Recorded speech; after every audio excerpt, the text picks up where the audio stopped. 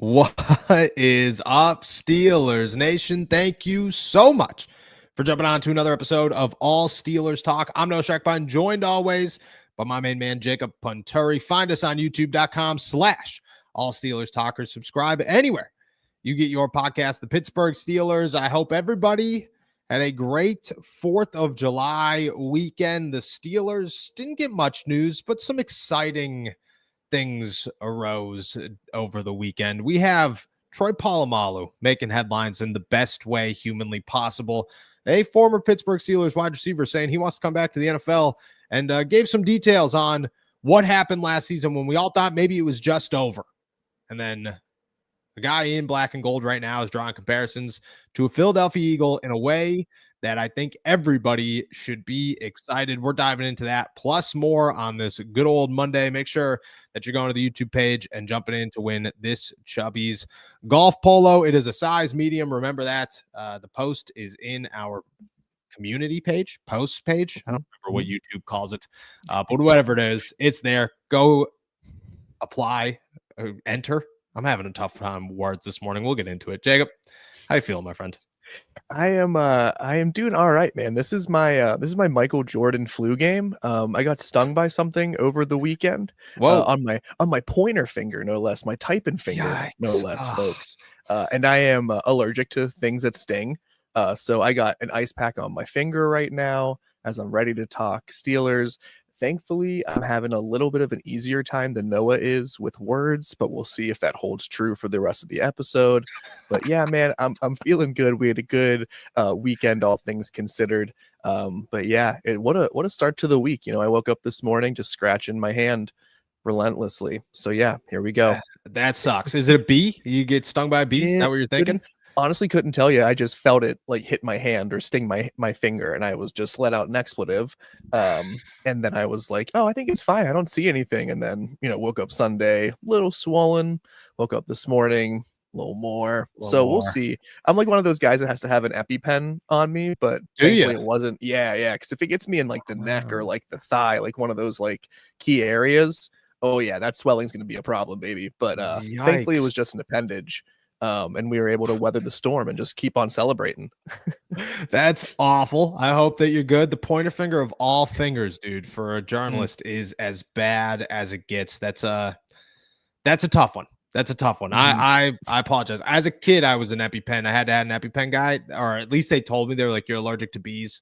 You should be cautious. Never once owned an EpiPen. Never one time.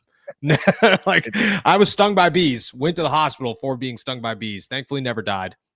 And here we are. Shout out life, dude. That's a crazy time. Glad you're on the hopefully the over the hill on the bees thing. And the best part about getting stung by a bee is instant revenge. You've already won on the bee. You know what I mean? Bee's dead. You're going, well, idiot, shouldn't have stung me. How short-sighted of you. Yeah, there was a flower right there, pal. Better time for you, better time for me. That's what we say. All right, let's start talking Pittsburgh Steelers. Over the weekend, Troy Polamalu and Ryan Clark made some headlines for FaceTiming Jaylen Ramsay. And I know, not a big story, not a news breaker here to start on this Monday morning, but a feel good for sure.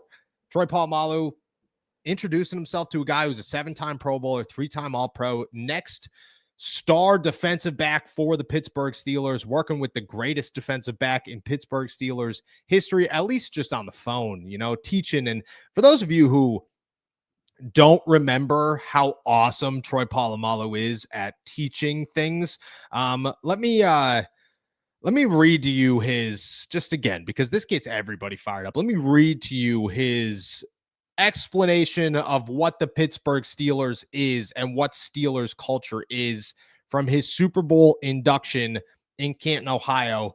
This is what he said, quote, it is unnatural in the most competitive environment to train your replacement. Yet this is our culture, Steeler culture. These virtues I learned while playing for the Steelers are what make the legacy of the black and gold timeless. They are passed down in the locker room from the steel curtain to anyone who valiantly wears the black and gold, creating a brotherhood that is deeper than money, business, and winning. To be a Steeler is to consider others before you consider yourself, to protect your brother even from himself, to give support at your own expense. And when wearing the black and gold suit of armor, make sure nobody desecrates it, disrespects it. Most importantly, we ourselves don't dishonor it. The only approval any Steeler should seek is the early approval from previous legends who have donned the black and gold. And if you've really earned the respect, they'll say you could have played with us. Now, I don't know about you. I got chills. It's chills on that one. Troy is and remains the GOAT, dude. Love that guy. And to learn to just have a conversation with Jaylen, after hearing that, you could only imagine the lessons that he was able to pass along in probably a short amount of time. I mean, you saw it. It's not there's no news here. It's just a simple question. How fired up were you to know Troy Polamalu is giving Jaylen a warm welcome to the Pittsburgh Steelers organization? Oh, I am extremely fired up for two reasons. First, as the speech that you so beautifully read pumps me up more than like the Gettysburg Address. Okay, maybe that's a hot take, but to hear Troy Polamalu speak in any sort of fashion, he is one of the most eloquent and articulate players, maybe in NFL history. And the way he describes playing for the Pittsburgh Steelers makes it sound like a vocation, a calling, like something higher than yourself, in such a beautiful and sort of selfless way. It's inspiring. It sends chills down the spine, and it fires me up because that is not just a facade. It is not just an outward appearance. Anyone who's at any run-ins with Troy Polamalu, any stories about Troy Polamalu, anyone who's been a teammate of his, tells you how incredible this person is on and off the field, talking about the sport, talking about life, whatever. To hear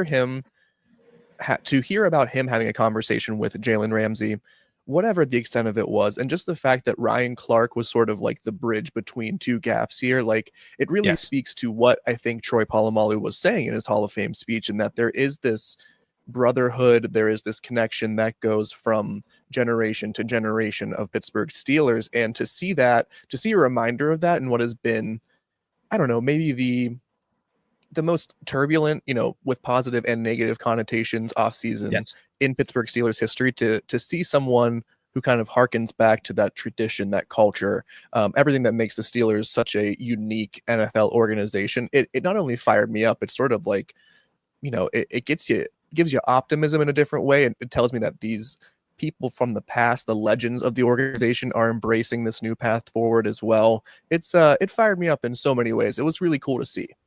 It was awesome to see. And to be a fly on the wall during that conversation would be so awesome. And to be honest, like the Troy side of it is sick, like gets you super excited, fired up. You just feel good about it. It's been a weird week for the Pittsburgh Steelers. It's been a lot of just strange conversation about have they lost their way? Is Mike Tomlin suddenly like the most unrespected coach in the NFL for some reason? Does TJ hate everybody? Does the Steelers hate TJ? Like what's going on? Like it's just been so much strange conversation to wake up, really to go to bed, because we all got that. It was like the 4th of July, which shout out to Troy for being like, oh yeah, I'm going to walk away from, the fireworks and I'm going to go FaceTime. Although I don't think it ever gets dark in California, so I'm pretty sure that there are no fireworks. To have that and just have Jaylen on the other side of it,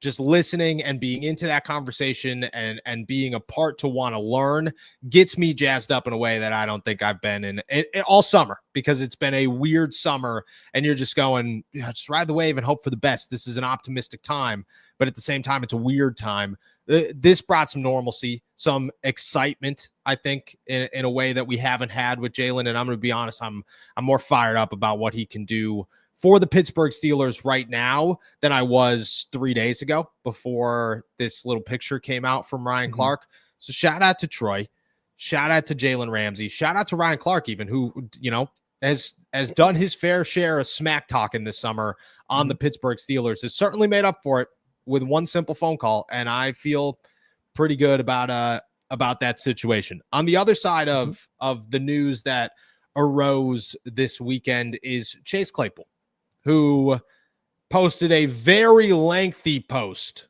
on Instagram on the 4th of July, just acknowledging everything that has happened, where he is in his NFL journey, giving us some insight to what went down last season when he was in Buffalo, suffered a toe injury, which I think as a fan and as a member of the media and as the outside, we'll call it the outside, you hear toe injury and you go, yeah, bro, you got 9 of them. Get over it. You know what I mean? Get on the field. Sure. Nobody ever takes a toe injury.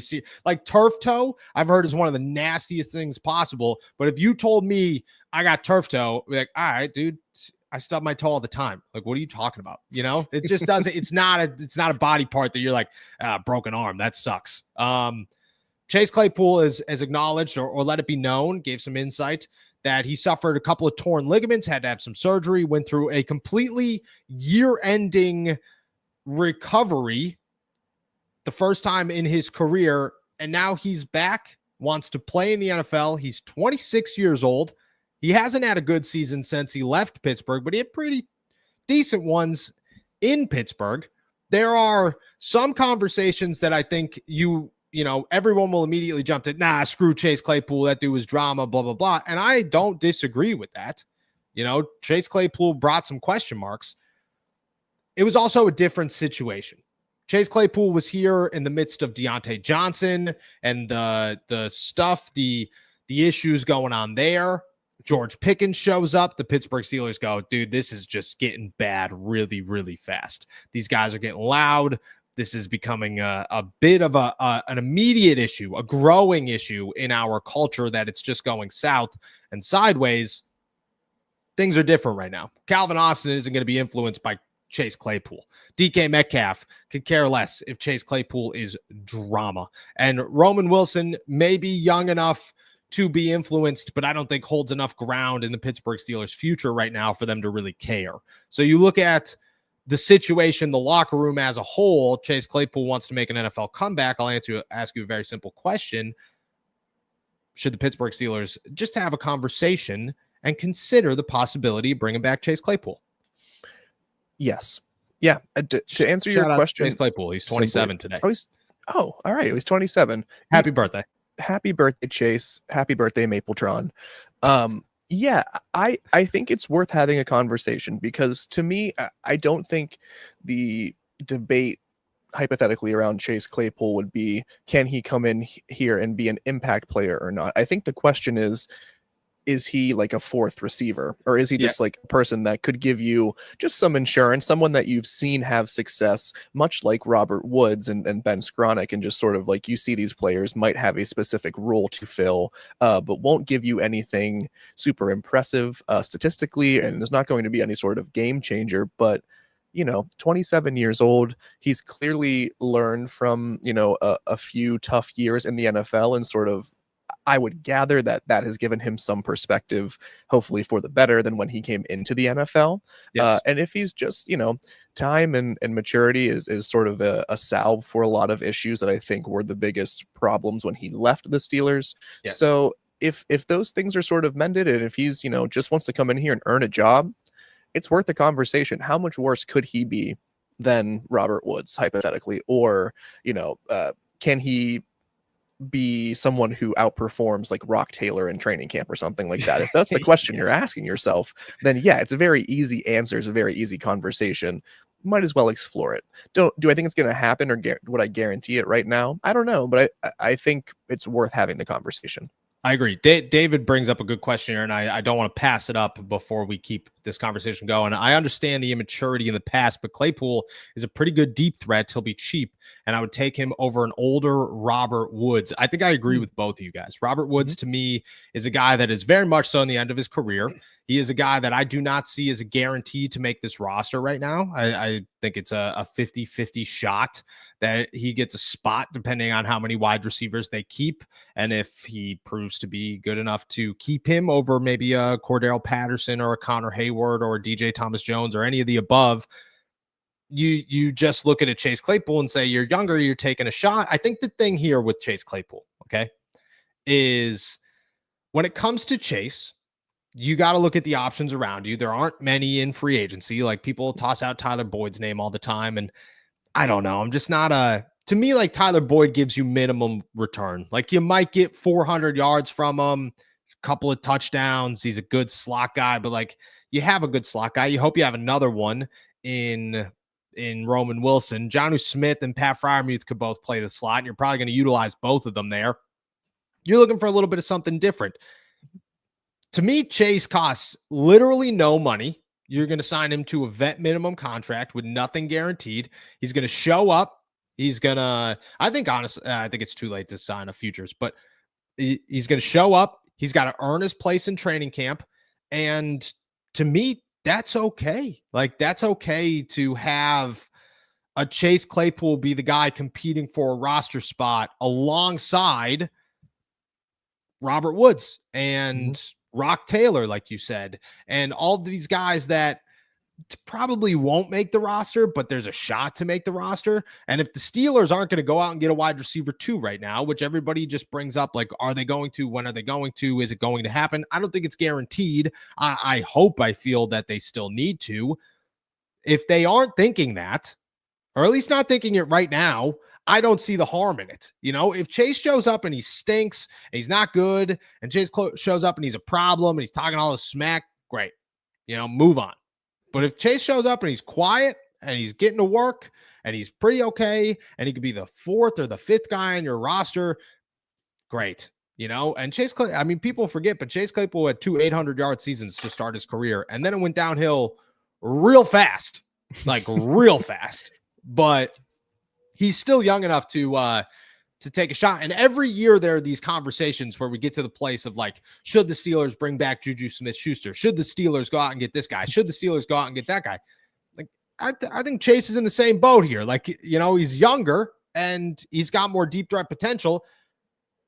And maybe, just maybe, like, you just take a shot on him. I wouldn't say no. You know, there are a lot of guys out there that I think I'd say no. And I think the Steelers culture has changed so much that, like, Aaron Rodgers isn't going to let Chase Claypool ruin things. You know, DK Metcalf probably fight him in the locker room. You know, I just don't think, I don't think that they have to worry about that the way that they had to worry about it a year ago, where Chase is going to talk smack. George Pickens is going to run with it because that dude's a mess. And then you have all this drama all over the place. Like, if you're 4th string wide receiver saying something on Instagram, nobody cares, dude. Nobody cares. It's a different situation. I think I would. I think I'd take a chance on Chase Claypool. You think there's any chance that he, like, still has enough left in the tank to, like, make an impact on a team? I mean, sure. I think just because of his age, like, he's on the right side. You know, he's 27. He's not too old. It's not like you're looking at him and like, well, maybe the wheels fell off entirely. I think you see him and yeah, he's young enough where there could be enough left in the tank, and there could be enough drive and determination to sort of prove that he still has something left to give at the NFL level. So maybe you maximize that, and maybe it's just the right time, right place sort of thing for a reunion. I don't see it as an overwhelming, like, I don't think it's likely, to be quite honest. I think you have to at least have the chance, and for a team searching for answers, you know, and searching for depth and production throughout the wide receiver position. Yeah, it's certainly possible. It is certainly possible. Now, the Pittsburgh Steelers have a long history of not doing this, but this is not your normal Pittsburgh Steelers. And if they find themselves saying, why not? You know, it's Mason Rudolph. Welcome back, my friend. Welcome back. Just saying. You never know. And I would look at Chase Claypool and say, yeah, there's worse options out there. There are definitely worse options for the Pittsburgh Steelers. They can end up with Rock Taylor as their wide receiver 4, and then you're going, all right, there it is. Here we are. You know, Anthony Miller was on this team at one point. There was Ray McLeod, my friend. You know what I mean? They've been through Marcus Wheaton. They have been through what they need to get through. And I'm just saying, there's a possibility. Is there anyone like any of the free agents that are expected to land on an NFL team this year, Gabe Davis, the Amari Coopers, etc., Keenan Allen. Would you take Claypool over any of those three players? I would take Claypool over. I don't know, probably not. To be honest with you, probably not. But I think that like Gabe Davis to me is Claypool, but has a little bit more upside if he's healthy. Mm-hmm. Amari Cooper's but I think Amari Cooper's wheels are about to fall off. Like I think it's over. I think it's just about done. And then because you could tell he just wasn't healthy last year, and I don't know if he's going to be healthy. He's up there in age to the point where like maybe he just doesn't come back. Keenan Allen, I think I would, but I don't think Keenan Allen wants to come to Pittsburgh. I don't think the Steelers have any interest in Amari Cooper, and Gabe Davis isn't healthy. So it's just like you're running out of options to me. And that's just where I would go and do all that, but I don't think that the options are there for the Pittsburgh Steelers to take right now. And if there was one, I'd be like, all right, there it is. Chase Claypool conversation's dead, but I genuinely don't think they have any interest in Amari Cooper. I really, really, truly don't think they have any interest in Amari Cooper. And Gabe Davis, maybe, but that's like a later. And again, like Chase doesn't come in here for a roster spot. He comes in here to compete for a roster spot. And I think I don't know. I think it might work out. And then a lot of people, again, keep tossing Tyler Boyd out there. I'm not a Tyler Boyd guy. I don't think Tyler Boyd is anything more than a 4-yard per reception target. And you already have those guys. You have 7 tight ends. I just don't think you need another one. All right.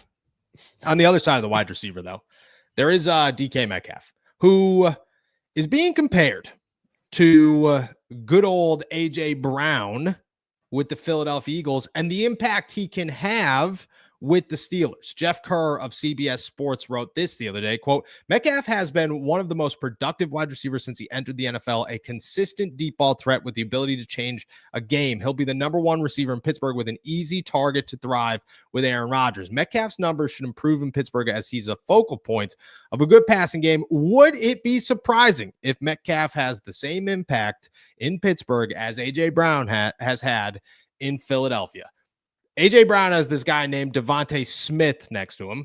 He's got a quarterback named Jaylen Hurts. And last season, he had this guy named Saquon Barkley, which, don't get me wrong, he only had for 1 season. So there's, certainly stuff going on there. He's also has one of the best offensive line in football.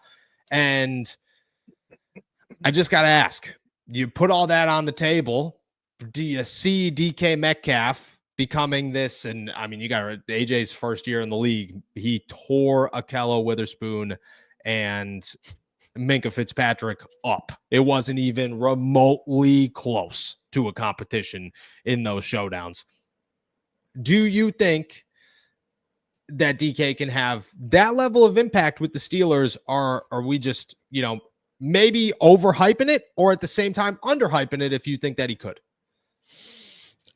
I think it's a bit of overhyping right now. And it's not because DK Metcalf is being overhyped. He is a sensational football player with game-breaking abilities. The physicality is nearly unmatched across the NFL. He himself is not being overhyped. I think he's going to have a much improved 2025 season with the Steelers, especially compared to the last couple that he had in Seattle. I think it's overhyped because the pieces surrounding DK Metcalf don't really measure up to what the Philadelphia Eagles were running with the past couple of years. As you already pointed out, the number 2 wide receiver position, the gap between where that is in Philadelphia and where it is in Pittsburgh is considerable, in my opinion. And because of that, I think that leaves it makes it a lot easier for opposing defenses in the 2025 season to come up with a game plan to stop the Steelers. You're fine essentially with the idea of Calvin Austin or Pat Freiermuth beating you if you shut down DK Metcalf. When you're game planning for the Philadelphia Eagles, you don't necessarily have that same luxury of like, oh, well, we'll just let Devontae Smith and Saquon Barkley beat us because we'll shut down AJ Brown. You know that's a recipe for a loss. You can take that gamble with the Steelers right now. So because the pieces, I think Jaylen Hurts is a very easy pick over Aaron Rodgers right now. I think Devontae Smith is a very easy pick over Calvin Austin III or Roman Wilson. And I think Saquon Barkley is a pretty easy pick right now over Jaylen Warren and Caleb Johnson. Not that the promise isn't there for the Steelers offense. I want to repeat and maintain that. But I do think right now it's overhyped, and I think it would be kind of a very impossible bar to reach if we set it at Philadelphia Eagles 2024 AJ Brown standards. I think I agree. I mean, there are things that make me excited. Okay. There are connections that everybody wants to talk smack on Arthur Smith, which I get. Like, I'm not going to sit here. I defend Arthur Smith quite a bit. I think he's a good offensive coordinator, but I understand the criticism that comes his way. Like, I definitely get it. There's some good connections here. Okay. AJ Brown was a stud in Tennessee before he went to Philly. This was not like a new thing. He didn't just show up with the Eagles and be like, I'm immediately the guy. He was the guy in Tennessee. That's why his GM got fired 15 minutes after he got traded, because the owner went, what the hell did you just do? What was, I didn't say yes to that. That wasn't a move that we wanted to make. He had Arthur Smith as his offensive coordinator, Corey Davis as his wide receiver 2. Granted, Derrick Henry was his running back, and that creates a lot of room for the passing game. Ton of room for the passing game. He had pretty good offensive line, and he had the comeback player of the year in Tennessee. But that guy's name was Ryan Tannehill. I'd put 41-year-old Aaron Rodgers over 35-year-old Ryan Tannehill any day of the week. Any day of the week. I think Calvin Austin, Roman Wilson, and the misfit bunch of wide receivers in Pittsburgh could equal Corey Davis pretty fairly. I think that's a good way to look at it. Jonnu Smith, Pat Freiermuth, that adds up to a pretty decent second receiving option. I think the running game in Caleb Johnson and Jaylen Warren, not Derrick Henry, but still very good. Offensive line is a massive question mark, but I just look at it and say Arthur Smith knows how to do this, and that's what excites me about this situation. It doesn't have to be A.J. Brown level impact of this guy is an absolute animal and deserves all the money in the world, and there's just no stopping him.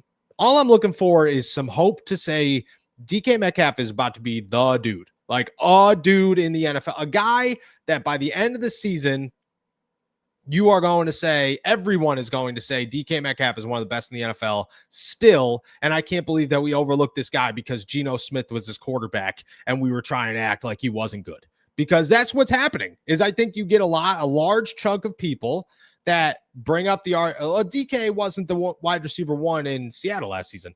His quarterback was Geno Smith. Okay. And again, Geno Smith is not in Pittsburgh, and if he was, we wouldn't be talking Steelers are all in. They might win a Super Bowl this year. We wouldn't be. They can make the same moves that they're making now, and if you replace Aaron Rodgers with Geno Smith, it's a different situation. It just truly is. Didn't have a great offensive line. The running game was injured most of the time. I just feel that Pittsburgh gives them a better situation, and that excites me for sure. For sure excites me. And I think Arthur Smith is the key component here to figure it out. Plus, there was this guy named Jonnu Smith in Tennessee when AJ was in Tennessee, and now he's in Pittsburgh when DK is in Pittsburgh.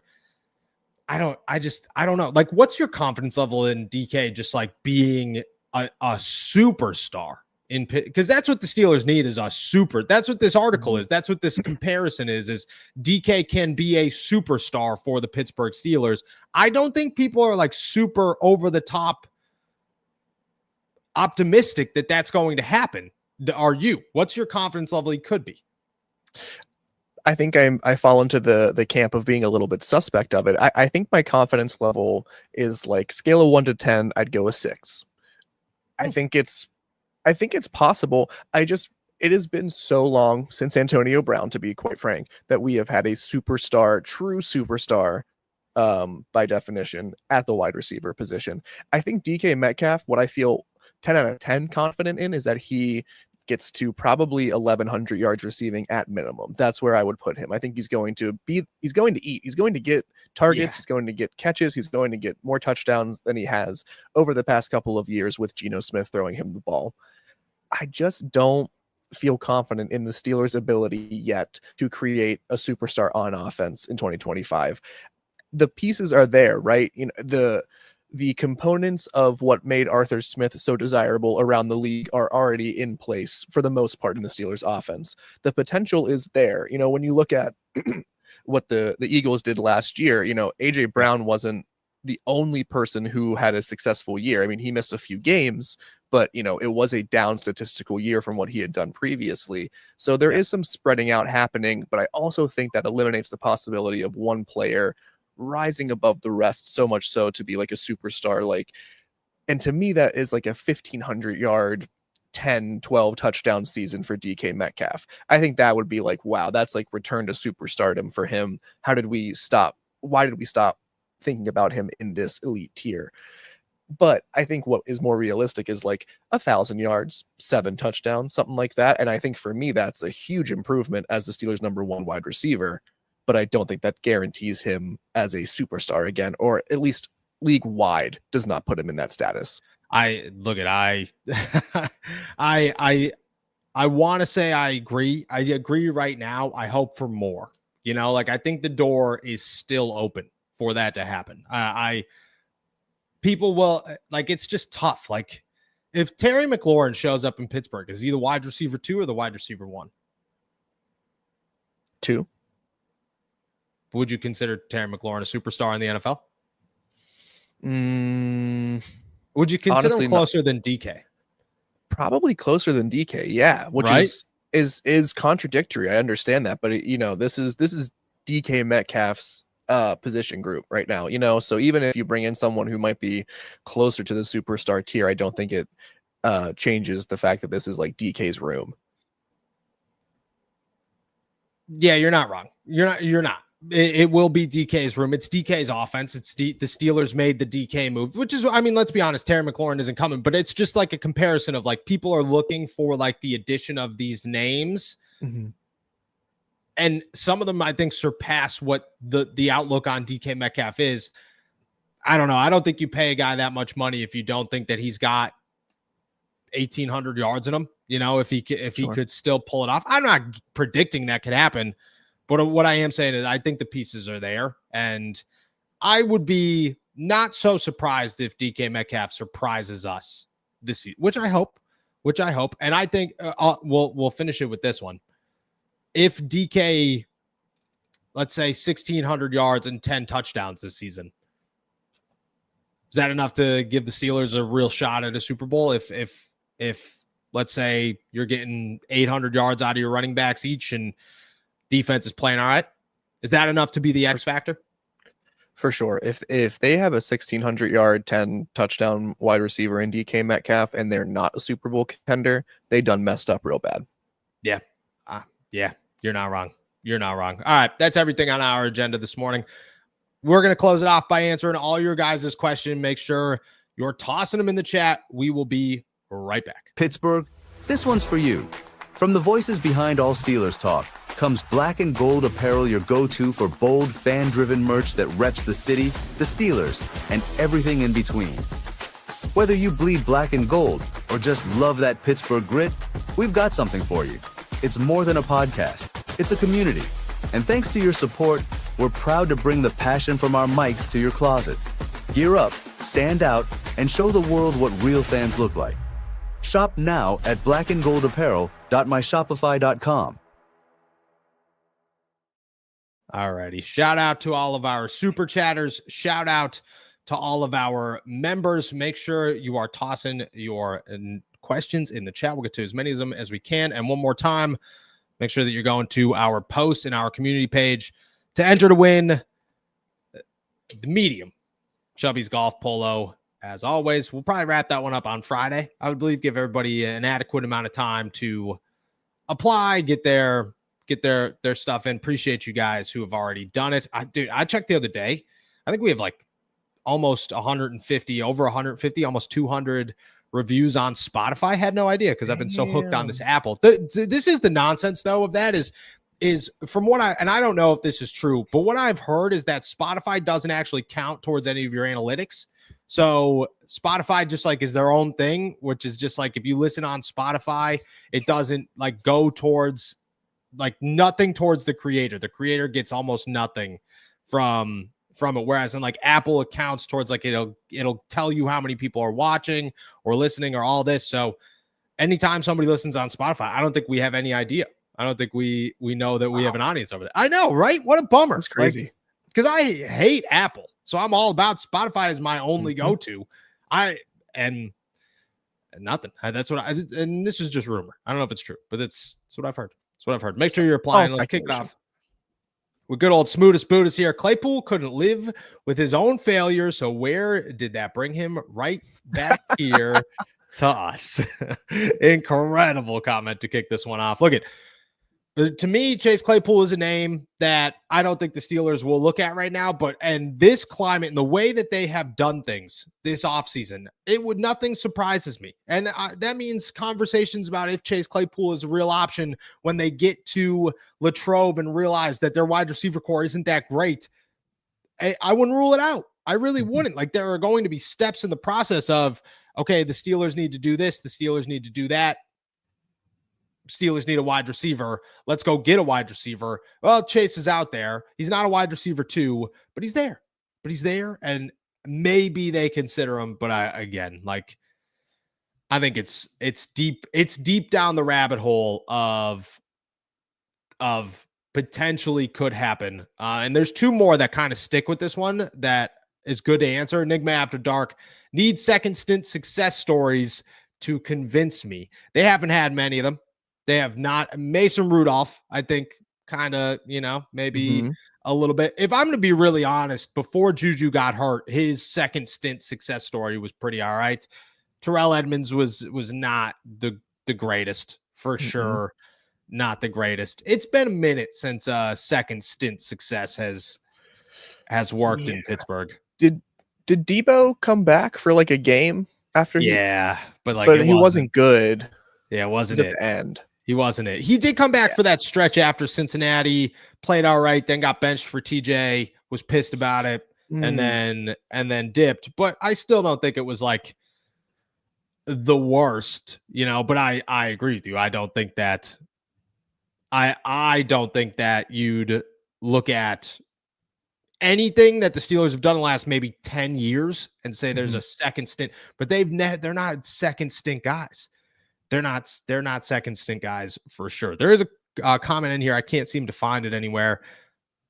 Deontay Johnson, Juju Smith-Schuster, or Chase Claypool. Who would you bring back? Oh, here it is. Tortellini salad.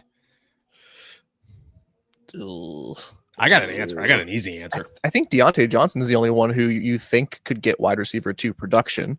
Yes. Or close to it. But I mean, all three, it's like asking me to pick like which of these terrible options do you want?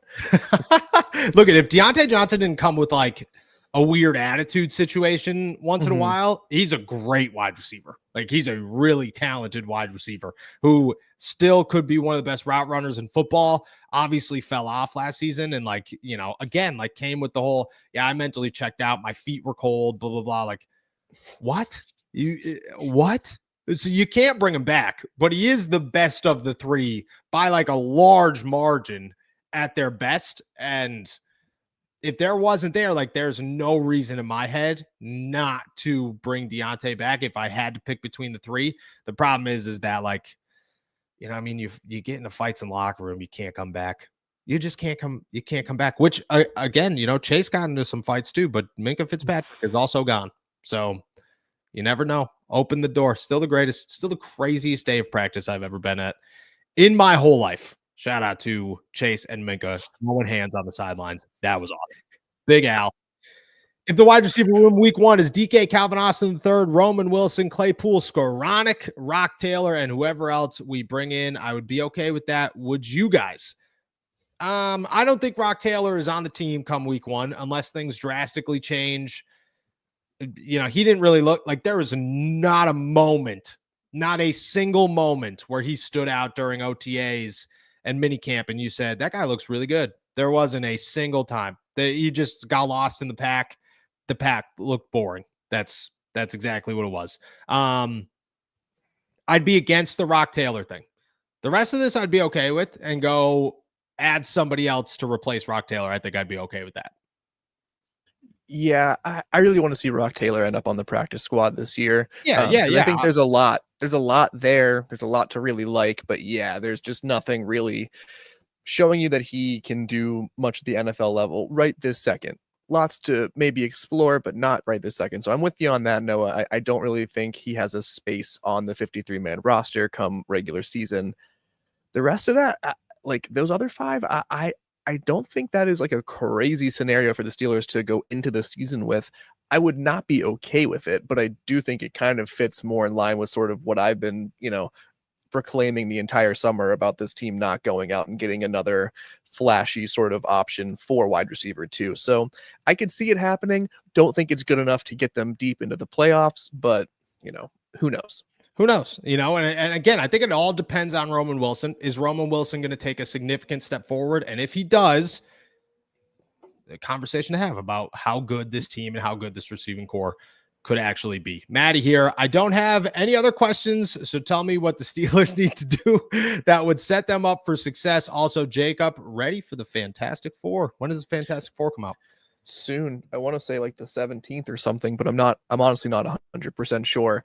I do know that I'm going to buy tickets to go by myself because my wife is not a big comic book fan, and I won't drag her there against her will.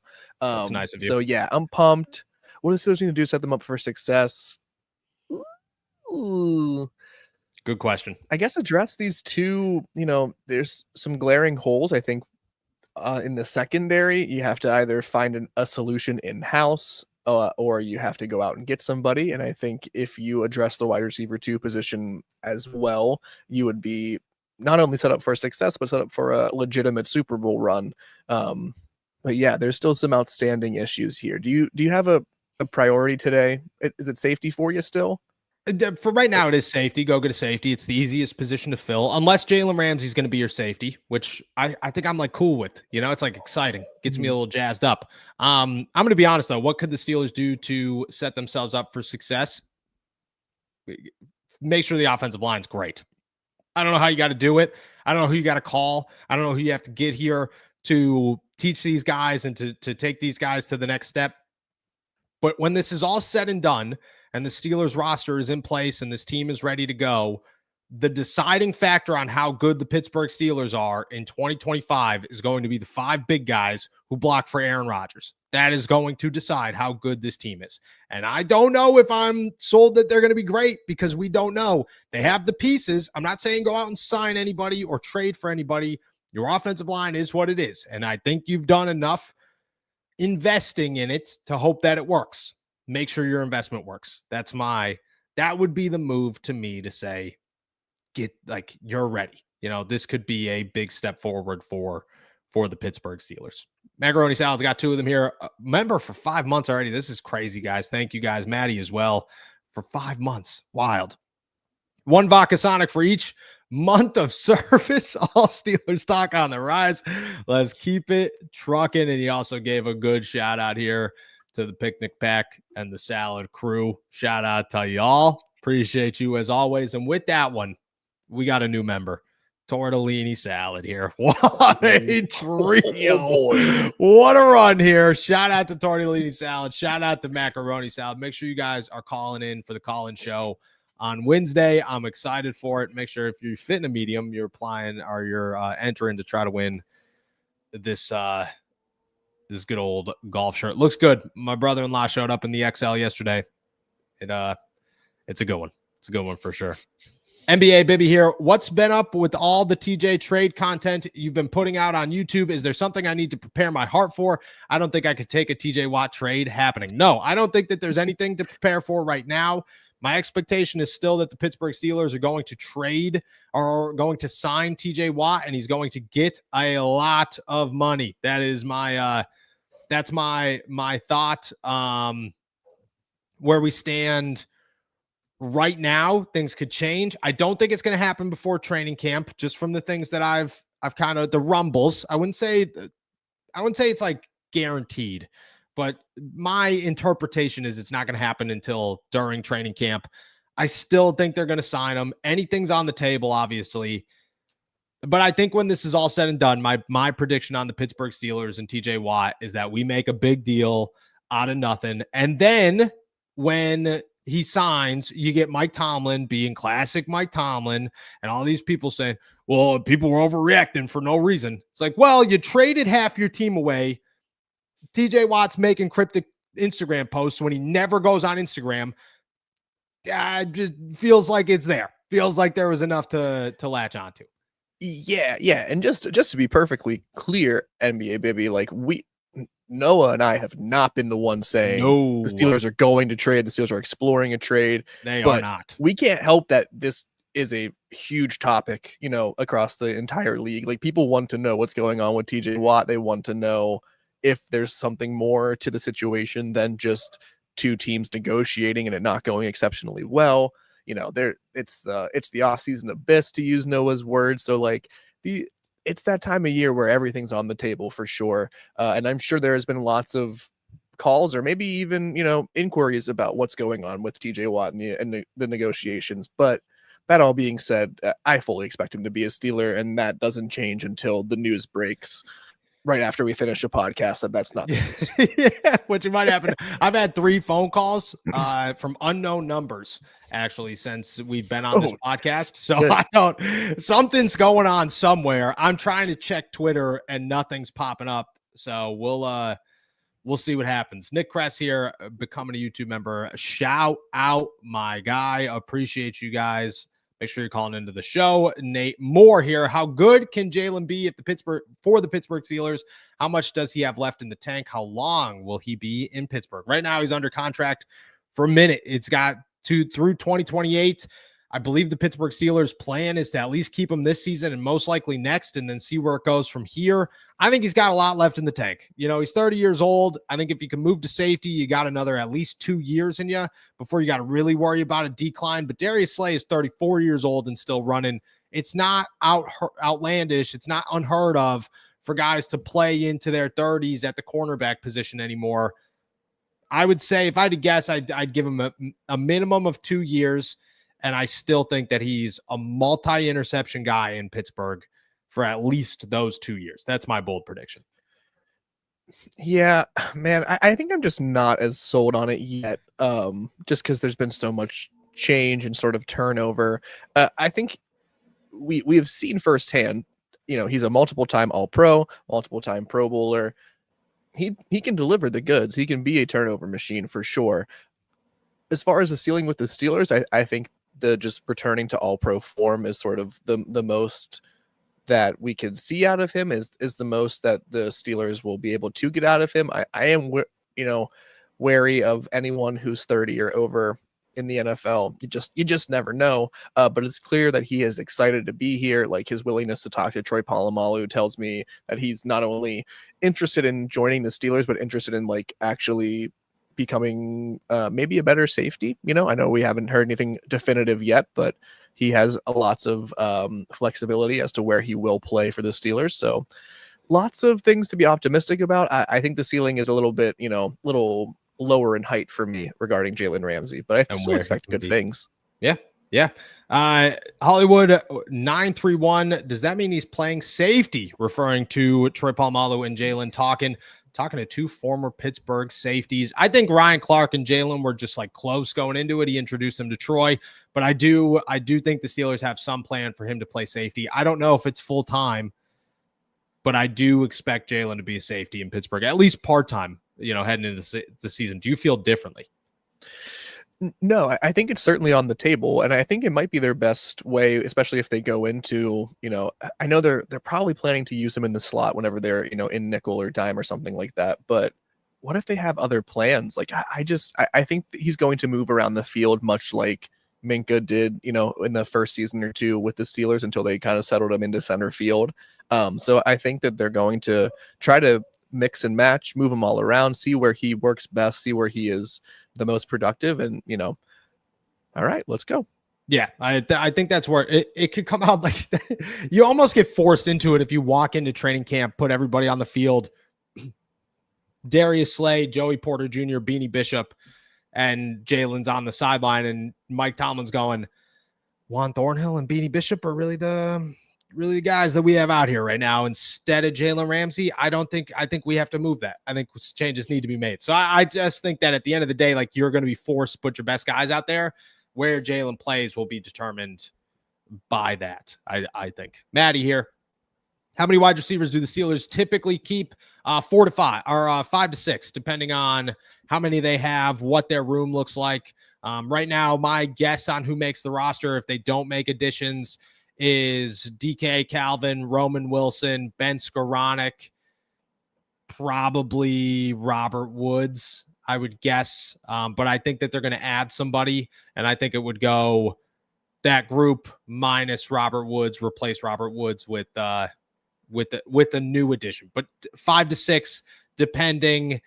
This year, I think guys like Cordero Patterson, guys like Jonnu Smith, keeping a couple of extra offensive linemen, keeping Beanie, keeping Dante Kent. Like, there will be reasons for the Steelers to look at wide receivers and say, we don't need 6. It's not an all the time situation for the Pittsburgh Steelers. Donovan Shaw here. What days do the shows air? We go Monday through Friday, live every day, Mondays and Fridays at 9 a.m. The rest of the week, we go live on YouTube at 4 p.m., but you could also find us anywhere you get your podcasts, as always. And if you ever miss one, they're usually posted on si.com/NFL/Steelers as well. Dope show. I was wondering if you think that we may have acquired an extra tight end, maybe to make a Chris Olave trade. Darnell Washington or Jonnu Smith and a 4th/5th. I don't think Jonnu's leaving. You give Jonnu an extra year, you guarantee it, which is wild to me. It kind of says you're keeping Jonnu Smith. Arthur Smith loves Jonnu Smith. Did you get through the Teron Armstead thing? No, of course not. No, dude, it was rough. Just for anybody who hasn't watched it, it's rough. There's no way I was willingly watching that after the way you described it. How difficult it was to get, making you want to throw up as you watched it the whole. Yeah, it wasn't good.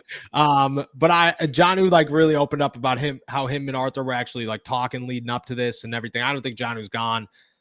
Darnell Washington in a 4th for Chris Olave. You think it gets it done? No, I'd be sick if it did. Man, from the Saints' perspective, I don't get what they get out of that. Just besides from Mount Washington, they get the Taysom Hill's got to retire eventually. Okay, okay. Now, could you imagine just like a full gadget, just like playbook for Darnell Washington? Darnell Washington playing quarterback. That'd be unreal. I think they'd have to up the draft pick with DW to get a Chris Olave. In full agreement with you that Jonnu Smith isn't going anywhere, for probably because of Arthur Smith. They see him as a very vital piece of this offense for this and next year. So yeah, I think you'd probably have to still go to a 3rd or a 2nd round pick if Darnell Washington was a part of this trade. A lot for Chris Olave from the Steelers' perspective, but I don't see how else it's worth it from New Orleans' perspective otherwise. Yeah, I don't think I'm giving up a 2nd round pick for Chris Olave where we stand today. I just think the Steelers have done enough to make me feel comfortable enough not to give up that draft capital. But I'd consider a 3rd in Darnell. I consider a 4th and a 5th for Darnell. I'd be okay with that, to be totally honest with you. I don't think Jonnu's on the board, but again, anything could happen. Grayson the Ginger. Hey, Noah, what do you think went wrong with Chase Claypool after his rookie season? He was nicknamed Mapletron for a reason. His size, speed, and hands should have netted him a good NFL career. So one thing I have to make very clear here, and I'm not being a jerk to Chase Claypool, but I'm just stating facts.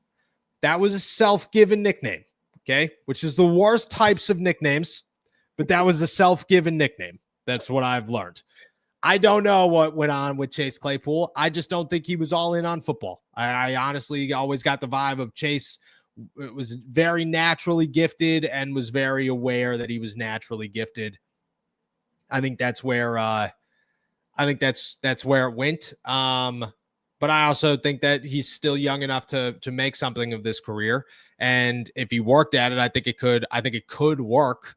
I do, but I think he's got a long way, to kind of go. But I don't know. I don't know. He adds on to this one, and this is a good one. The demise of Chase Claypool and Devin Bush need to be studied. Both had a lot of potential, and they were slated to be future stars in the league. Was it strictly an attitude issue? So Chase, I think, was like, once he got moved, he never really had an opportunity. I think mentally kind of got like a little down on himself and his playing, and I think it took a toll. Devin Bush, man, I have never once met anybody in the NFL who felt as entitled as Devin Bush ever in my life. That guy walked into the locker room and was like, I am the freaking bee's knees, my friend. I'm the greatest linebacker to ever play. I still remember the quote that said, I don't care what I do in my NFL career. I'll always be a top 10 pick. Ryan Leaf was the number 1 pick in the draft, brother. Like, does that make him the greatest? No. What are we talking about? This is that I've never met a more entitled football player. I'm going to be totally honest, than Devin Bush. And then once he got hurt, he just was afraid to play football. Like, that's honestly what it looked like. So he was afraid to play football. But Chase had his issues. I wouldn't even put them remotely close in the same category of attitude issues. George Pickens is the closest person I've ever met to Devin Bush. And I do think it's close. I think George Pickens is more talented than Devin Bush, and that's why it's holding up as long as it is. But those two names were the worst two to in my time covering the Steelers to ever come through.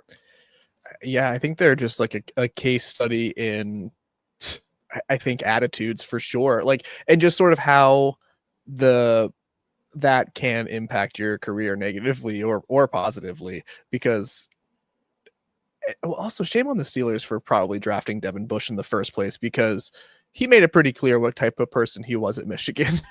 Like, he was a baller for sure. Like, he was like a top linebacking prospect coming into the NFL. Like, I'm not taking away that, but like, he seemed like he had some character flaws entering the league. And then you trade up all that draft capital to get him, and then you give him a starting job immediately.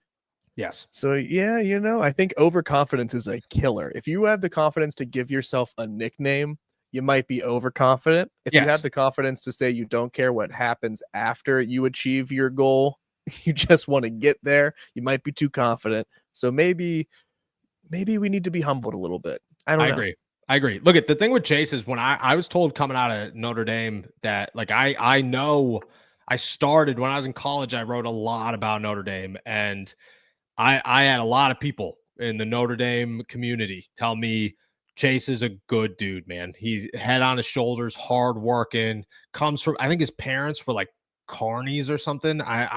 This isn't a fact, but yeah, like, dude grew up like knowing what hard work was.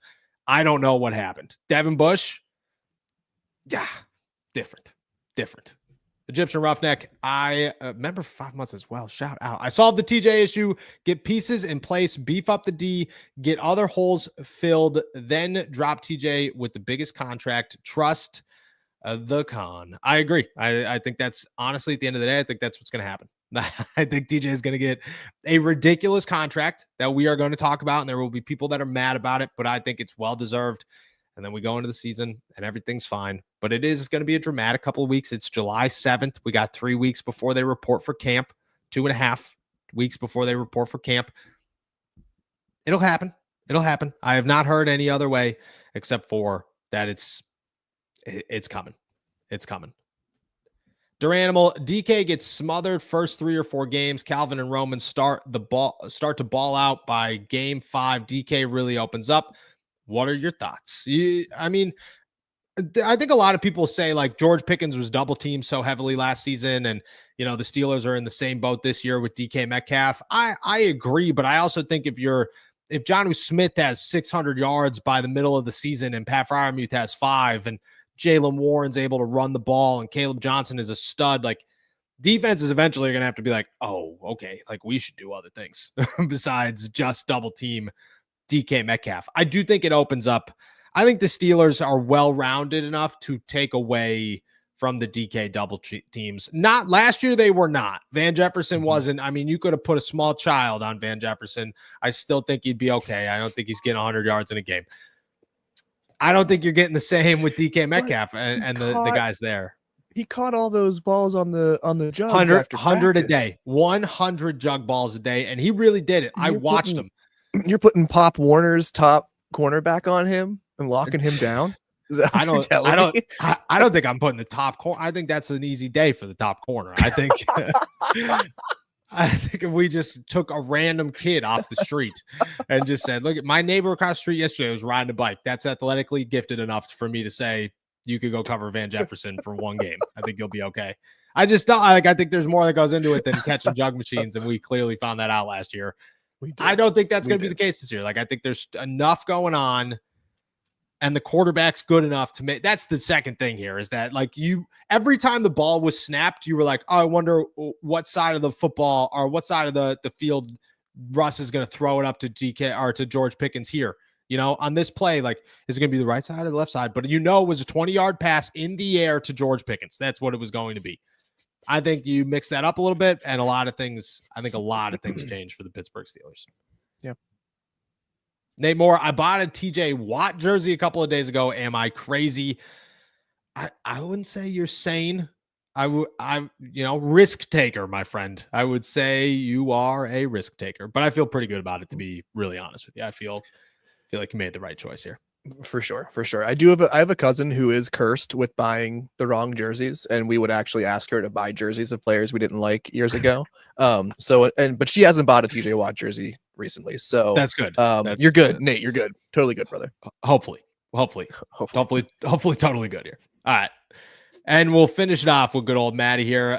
Noah, how did the Minkah trade slide under the radar? Well, I think like many of us, I